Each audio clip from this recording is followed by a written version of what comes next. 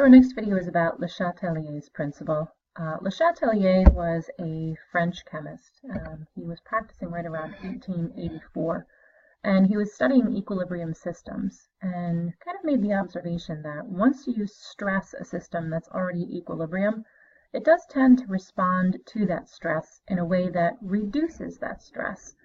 Now, it is kind of strange to think that chemicals, which are obviously not living, have sources of stress and that they can somehow consciously respond to them, but it's just the way that these equilibrium systems are set up, and then eventually they will regain equilibrium once that stress has been dealt with.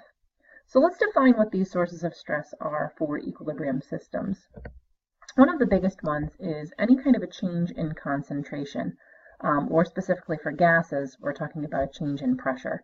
So if you add more of an ingredient into your chemical equilibrium, it tends to respond in such a way as to reduce that concentration one more time.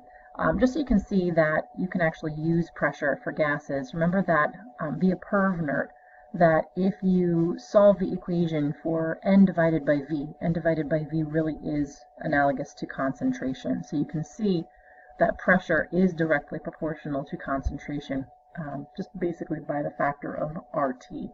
So yes, you can use pressure for gases as well.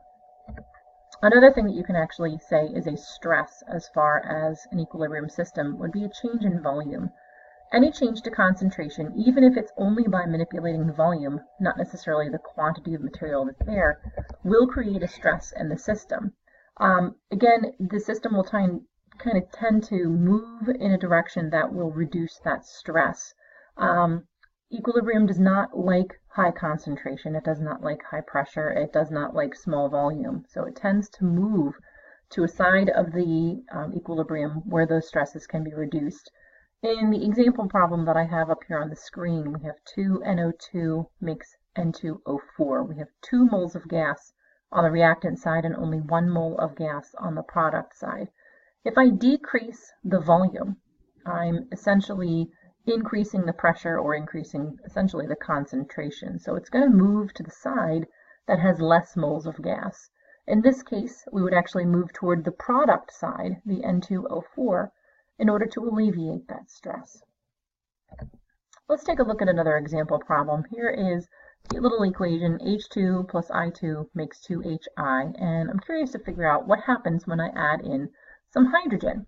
Well, it would increase my concentration of my reactants. So to alleviate that stress, my reaction would move toward the product side and consume some of that H2, making more HI. Well, what would happen if I then removed some of that H2? Well, that creates kind of a concentration weak point. We would then have too much HI in comparison to the H2 that's now missing. So the equation would actually move back toward the reactant side to fill the void that's been created by removing some of that H2. And then finally, what would happen if I would actually compress the container? In this case, we have 2 moles of reactants, H2 and I2, and 2 moles of product gas.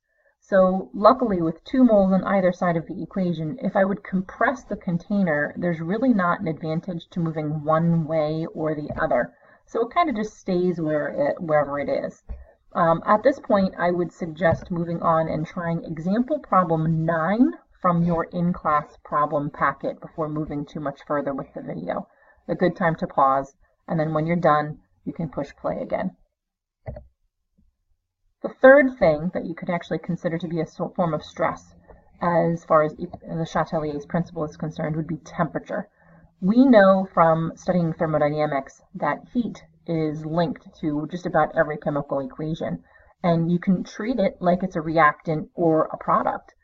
In the case of this lovely equation down here, we have C plus O2 makes CO2, and it looks as though it's exothermic. The delta H value here would be negative 393.5. That means that heat is given off as though it was a product. So instead of treating it separately, I threw it right into the equation so I could see where it would belong. Now I know that heat is an intangible thing, but if we treat it like it's a tangible, actual chemical, it makes it a little bit easier how to handle it moving forward.